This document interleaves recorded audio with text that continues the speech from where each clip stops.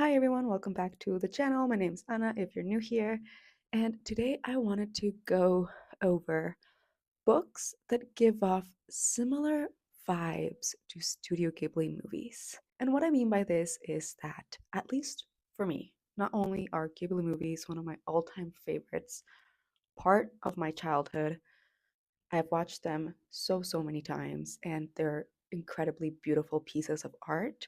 They have this way of making you feel both at home and also in the most magical, fantastical world. It's this perfect combination of found family, cozy vibes with a timeless feel to the art, but it's also incredibly magical and fantastical and otherworldly. And so I wanted to try and find books that matched that energy. These books don't particularly match the plot whatsoever, the story of the movies, the setting, anything like that. It's more about the feeling that I felt whilst reading the books that gave that similar feeling that you get, or at least I get, when I watch a Ghibli movie. So I went ahead and divided them specifically by the movies, and I'll be talking about my all-time favorite Ghibli movies. I know there's a lot more that I'm not mentioning here. I don't think I've watched them all. I have not watched Firefly, Graveyard of Fire, something Firefly, something Graveyard. I just know it's going to be way too sad, and I haven't been ready to cry with that movie yet. And there's a couple other minor ones that I have not seen yet. I did not finish Porco Rosso. I just can't seem to get far enough into it for some reason. Uh, yeah. First and foremost, My Neighbor Totoro. This one is definitely the most nostalgic one for me. My little sister and I used to watch it over and over and over and over again, and I just related so much to the sisters. Watching it at a very young age, we felt so validated and seen in the sisters and their relationship and their dynamic, and even the fact that we looked like them. I had short, dark hair, and she had long brown hair, usually little like pigtails and stuff, and it was just very cute. We really could see ourselves in it, and we wanted it to be true, to get transported into this magical world with giant cat looking creatures. To try and capture that atmosphere of like fun youth and that creative imagination that kids have and are able to come up with all these make believe worlds, I have three books to go with that. First one is the Maybird trilogy. This is a trilogy of young adult, middle grade, maybe more middle grade, I would say. Yeah, the main character is 11, 12 years old, if I'm not mistaken. And we follow her and her cranky little cat as they get sucked into the underworld. And it's just so fun. She's such a badass character. She gets sucked into this magical underworld and has to escape from certain villains and has a little found family moment and becomes this badass warrior princess.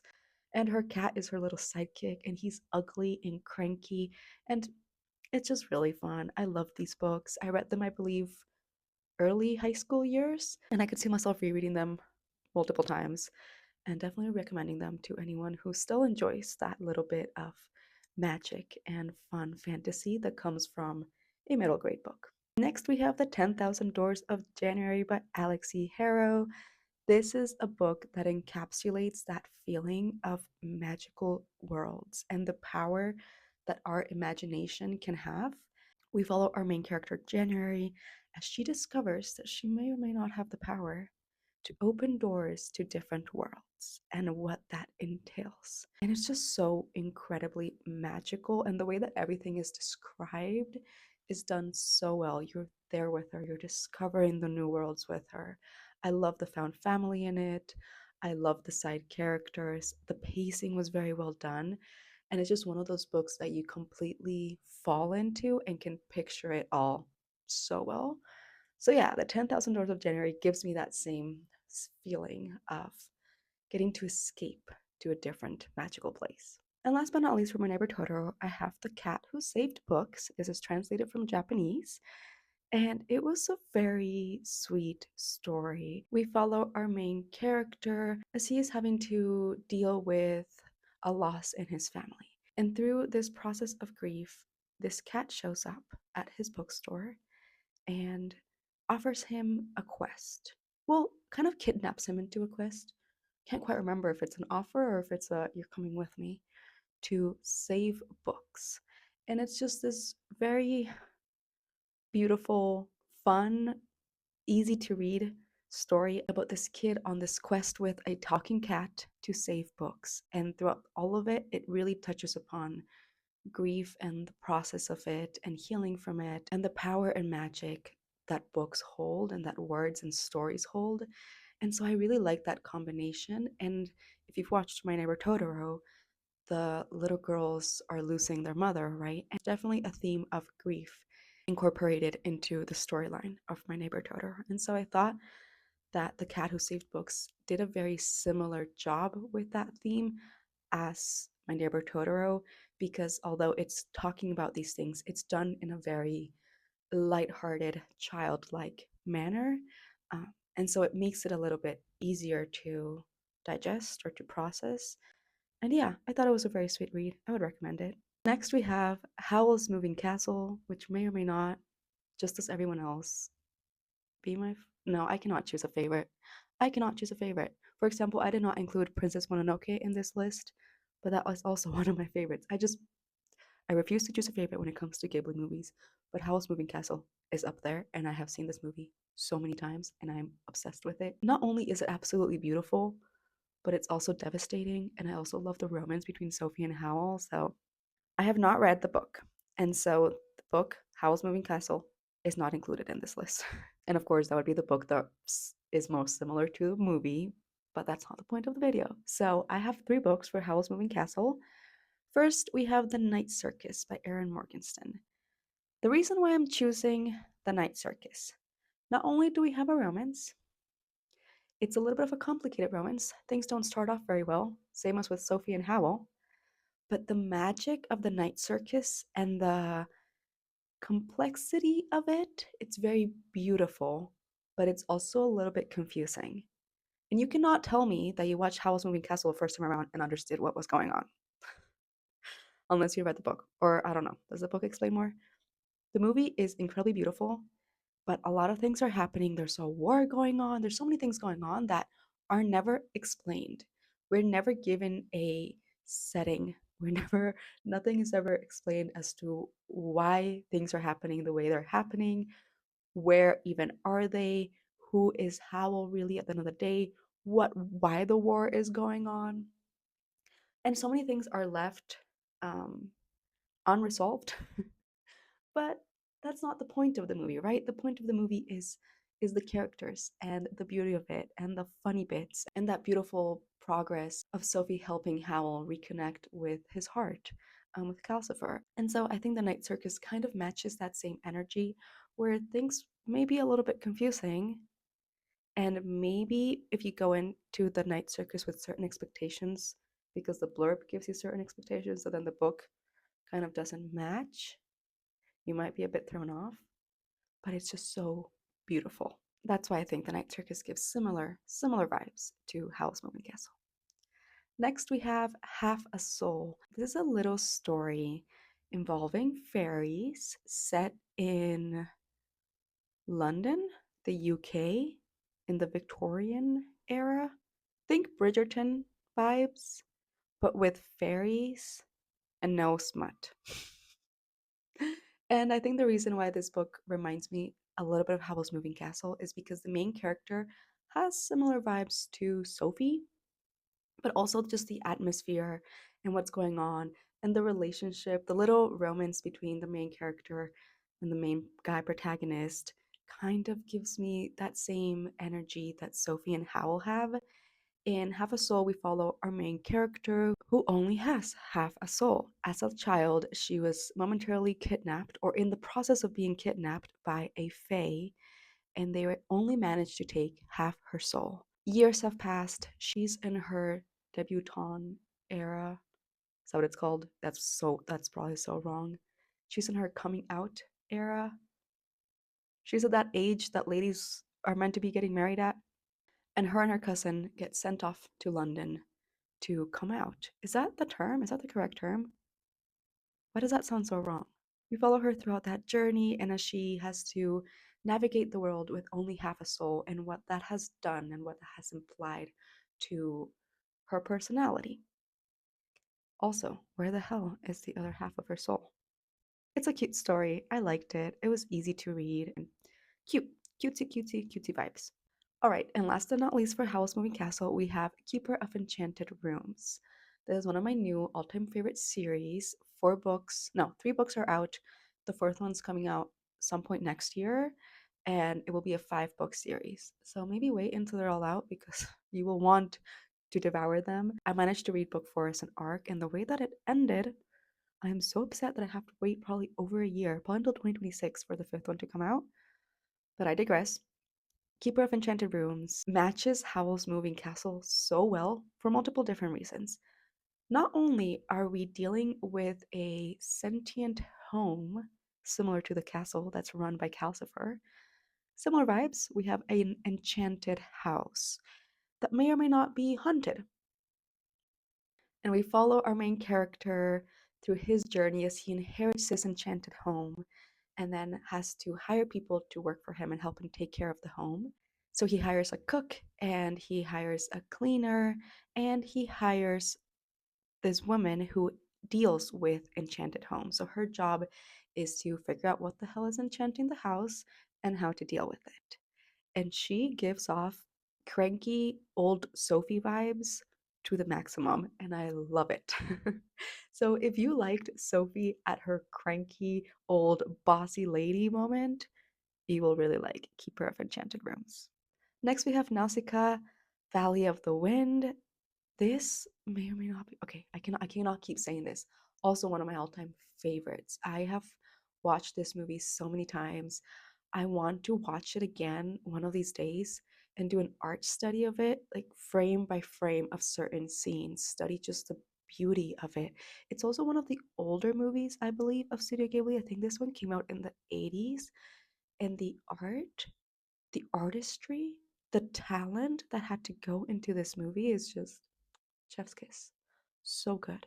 And so, for Nausicaa, Valley of the Wind, I wanted to come up with books that gave a similar feeling to Nausicaa herself because she is a badass in this movie. I freaking love her. I love the way that she connects and like her empathy with nature and with creatures. Like, oh, her relationship with Teto, guys, breaks my heart. When she first meets him and he bites her finger and she just stays there and tells him it's okay to be scared. I think I tear up every single time I watch that scene. It's just so beautiful. I love that it's a post apocalyptic, dystopian, sci fi kind of fantasy story, but it feels so timeless, even though it's a 1980s movie. And basically, in it, we follow Nausicaa, who's the princess of this valley, and she's trying to protect her home as a new war is about to happen. And I just love the way that she interacts with the Ohm. I think they're called Ohm, the giant bug looking like creatures. If you've seen the movie, you know what I'm talking about. It's just so beautifully done. And so I wanted to reference characters or stories that give off that same feeling, that same energy that Nausicaa has. Not only is she a princess that's beloved by her people, she's great with kids, she's great with everyone. Like, she's so empathetic and kind, but she's also a complete badass and she's a science girly and mm, she's a warrior. She's just so cool. And so I came up with 2 options here, very different. First, a Master of Jinn. This is a sci fi fantasy historical fiction set in Egypt where the door or the veil between our world and the magical fantasy world has been opened about 100 years ago by this one guy. And since then, magical creatures, folklore creatures, mythological creatures became part of our world and changed everything. And we follow our main character, Fatma, in Egypt. She is an agent that works for the kind of basically the Ministry of Magic. It has a different name in the Master of Jinn. but she deals with magical creatures. And she's a complete badass. I love her. She's so cool. She is tiny, but fierce. And so she definitely gives me Nausicaa vibes. I feel like in an alternate reality, they would be really good friends. And the way that she interacts with magical creatures throughout the story, and yeah, it just has that similar feeling of a badass main character that can hold her ground and will fight you and win, but is also very kind and very empathetic. And then I have To Be Taught If Fortunate. I have mentioned this book so many times. I will continue to talk about it until the day I die. This gives Nausicaa vibes in a different way. This is very sciency. It's a science fiction. We follow our main character along with her three co-workers who get sent to space to explore other planets that either have life on them or have the potential of life. However, they are there simply as explorers, simply as researchers. In no way are they allowed to harm or change for the bad or for the good in any way their environment. They're trying to explore and learn from these other planets in the most sustainable and ethical way possible. They're not there to conquer other planets, they're there to simply admire and explore and learn from them and document as much as they can from these other planets and these other form of alien lives. And it's just so beautifully written, but also that feeling of curiosity and passion and love for the unknown and that level of empathy that they have for these different forms of life are very similar to how Nausicaa deals with different creatures in her story. So, yeah, those are the two books that I could think of that have similar feelings to Nausicaa, Valley of the Wind. All right, next we have Kiki's Delivery Service. I need to stop saying this. Also, one of my all time favorite movies. I absolutely love this film. I also think it's the only Studio Ghibli film, correct me if I'm wrong, that is just all happy overall. There's like no sadness in this movie. Nothing bad really ever happens. I mean, we have the whole little arc of Kiki losing her magic and having to struggle and like with her identity and all that. But it's happy. It's a happy movie. It's very sweet. It's very lighthearted, and it's just so pretty and bright. And so I wanted to capture that feeling of cozy vibes, baked goods, adventure, a little bit of finding yourself and growing up and becoming more independent, but in a very safe environment and surrounded by people that love you and support you because it's just, don't we all want that? And so for this, I also have two books. The first one being Legends and Lattes, simply because we have found family vibes, we have the baked goods vibes, we have the whole little small town, and just that feeling of joining a new community and finding your place in it and surrounding yourself with people who you end up growing to love and getting to know new people and getting to learn from your new job and also dealing with letting go of an identity that you had beforehand. In Legends and Lattes, we follow Vi, who's an orc, and she's been working as a badass bounty hunter basically for a really, really long time. And she is ready to retire her sword and plant some roots. She wants a chill life. She wants to settle in this little town in the middle of nowhere and open up a little coffee shop. We follow her on that journey as she starts a little coffee shop slash bakery and gets to meet people. And there's so many like the found family vibes are so sweet. It's super cozy. It's very slow pace. It's one of those books where you could literally take out every fantasy aspect from it and the plot would not change pretty much. And there's a tiny bit of a little sapphic romance in there. We have the little romance between Kiki and Ton. I have watched this movie like 50 times. Tell me why I don't remember his name. The sweet kid with the glasses who becomes her really good friend, but it's also kind of like cutesy vibes. And there's a giant cat in Legends Lattice. There's a little cat, Gigi, in Kiki's Delivery Service. It has that similar feeling. And the second book for Kiki's Delivery Service would have to be A Song for the Wild Built. the first installment of The Monk and Robot Duology by Becky Chambers. I've also talked about this book quite a few times, so apologies if I'm repeating myself. But in this one, we follow our main character. They're a monk, and they decide to become a tea monk. So it has that similar feeling as Kiki having to leave her home, which has been everything she's ever known, to go explore a different part of the world and find herself as a witch, right? And as to what kind of witch she wants to be. And so we follow our main character, this monk, as they leave the convent. That's not okay.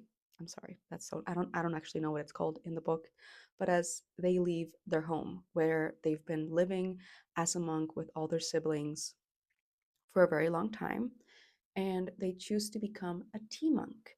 And tea monks are able to travel throughout the world, serving tea to the people and kind of having little therapy sessions with them. They'll serve them tea and they'll help them with whatever's on their mind over a warm cup of tea. And so we have this exploration of wanting to reconnect with your identity, but also what does that even mean and finding yourself. And then, of course, there's a robot part of the monk and robot duology. And so the monk stumbles upon this robot, and they travel across the world trying to answer this question of what do humans really need in a world where we have everything we could ever want.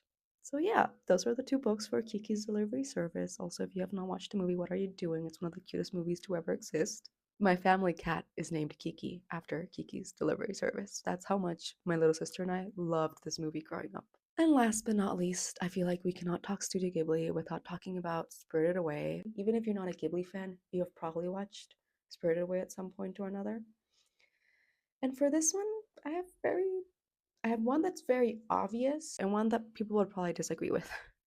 But first, let's go ahead and talk about The Girl Who Fell Beneath the Sea. This is a young adult, very young adult. I would almost debate it being middle grade. And we follow this girl who lives in this place where every year a girl is sacrificed to become the bride of the god who lives beneath the sea, in the hope that the god will keep the town safe and not destroy it with storms and stuff. At least that's what I remember.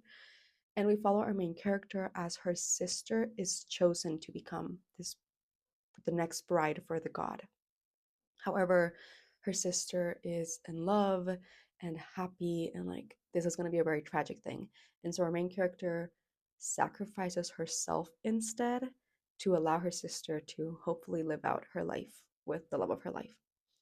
And so we follow her as she dives beneath the sea, as she falls beneath the sea, and she enters this realm of gods and magic and spirits. And she has to find the god and stop him from continuing to do this. Like, why is he constantly asking for a new girl every month, every year? The whole goal or hope is that they will eventually give him a bride that will be the love of his life, and he will no longer continue to ask for more girls.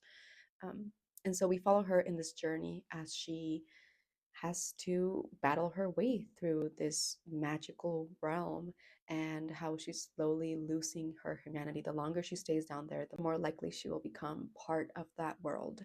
Very similar to what's her name in Spirited Away?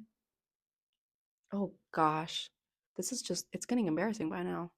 Chihiro, very similar to Chihiro, as she is stuck in this magical world of spirits, right? And the longer she stays there, the more she's in danger of becoming a spirit herself. And she has this task of having to save her parents. And so we have very, very similar. I feel like the girl who fell beneath the sea is very much inspired in Spirited Away, and you can tell. And it was sweet. It was cute. It might have been a little bit too middle grade for me. And I don't even know if I can say that because Maybird is not too middle grade for me, but this one did feel a little bit more childlike. I wish it had been developed a bit differently, but the story, the idea, the plot was really good. Okay, and then on a completely different note, bear with me here. Piranesi. Does Piranesi give similar vibes to Spirited Away? Am I completely delusional? I wouldn't fight you on that if you said I was. However, okay, let me let me explain myself here. In Pure Nessie, we follow our main character who's stuck in this labyrinth like world, and he's been there for so long, he doesn't know how he came to be there. He doesn't know his own name. He doesn't know anything really. And he has this visitor who comes every once in a while to ask him questions and have these very philosophical conversations with him. And we follow him as he walks through this beautiful temple, basically, that's in, and it's just so magical. Like, I don't even know how to explain it. He's stuck in this gorgeous, ancient, labyrinth like, forgotten library esque. I picture Greek statues everywhere, beautiful pillars, beautiful architecture.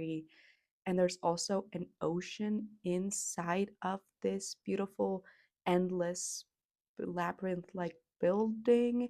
And there's, I know that doesn't make any sense, but there is an ocean inside. And as the tides will rise and the tides lower, and he just walks among everything and starts to question who he is and having to find answers to questions that he's just starting to ask.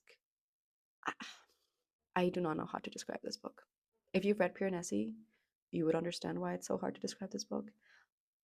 It's beautiful, it's very dreamlike, it's confusing, but the reason why I think it has similar feelings to Spirited Away is because of that fantastical feeling of being stuck in this otherworldly realm where things happen in a way that make no sense. Like Chihiro, like there's so many things in the Spirited Away that makes no sense, but it's okay because she's in the spirit realm, right? And there's magic, and so that's enough. That's enough, right? Like Haku is a river, but also her best friend, and also a dragon. It doesn't make any sense. The baby got turned into this little rat thing, and the three-headed thing got turned into a little mosquito that carries him around. And then there's no face. Okay, like that's pure Nessie for you. Nothing makes sense until you get to the ending. But the journey to that ending is so beautiful that you don't even want to question it. And so, yeah, those are the books that I could come up with, that I've read, that I think, at least for myself, give similar feelings to Studio Ghibli movies. Please let me know the books that you think give similar feelings to Studio Ghibli movies. I would love to know. And if you've made it to the end of this video, thank you so much for watching. I'll see you all in my next video.